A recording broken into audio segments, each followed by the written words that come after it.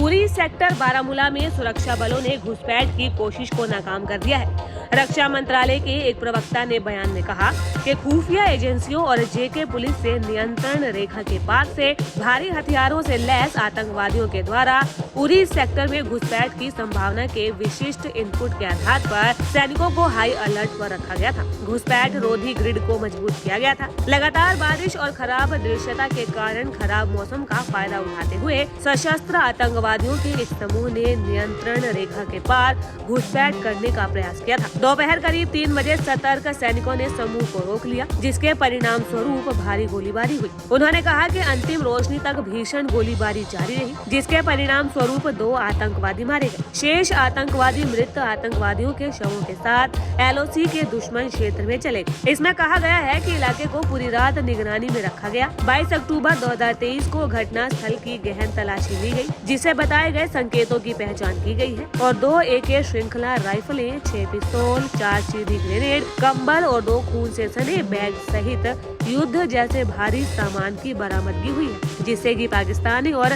भारतीय मुद्रा नोट, पाकिस्तानी दवाएं और खाने पीने का सामान शामिल है। सेना ने कहा कि अपने आकलन के अनुसार खून से सने 2 बैग की बरामदगी से पुष्टि होती है कि कम से कम 2 आतंकवादी गंभीर रूप से घायल हो गए, जिससे उन्हें अपना सामान छोड़कर नियंत्रण रेखा के पार भागना पड़ा। दैनिक सवेरा के लिए जम्मू कश्मीर से जुबैर की रिपोर्ट।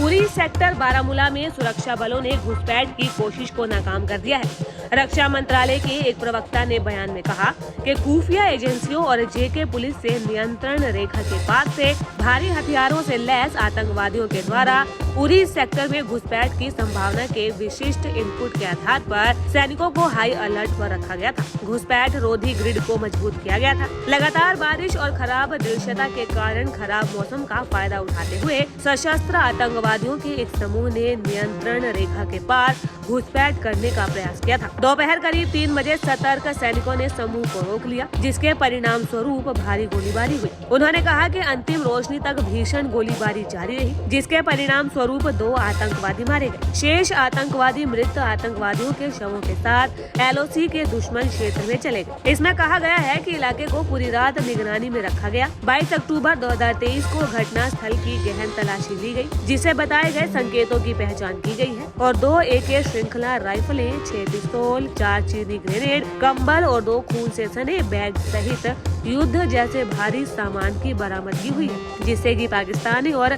भारतीय मुद्रा नोट, पाकिस्तानी दवाएं और खाने पीने का सामान शामिल है। सेना ने कहा कि अपने आकलन के अनुसार खून से सने 2 बैग की बरामदगी से पुष्टि होती है कि कम से कम 2 आतंकवादी गंभीर रूप से घायल हो गए थे, जिससे उन्हें अपना सामान छोड़कर नियंत्रण रेखा के पार भागना पड़ा। दैनिक सवेरा के लिए जम्मू कश्मीर से जुबैर की रिपोर्ट।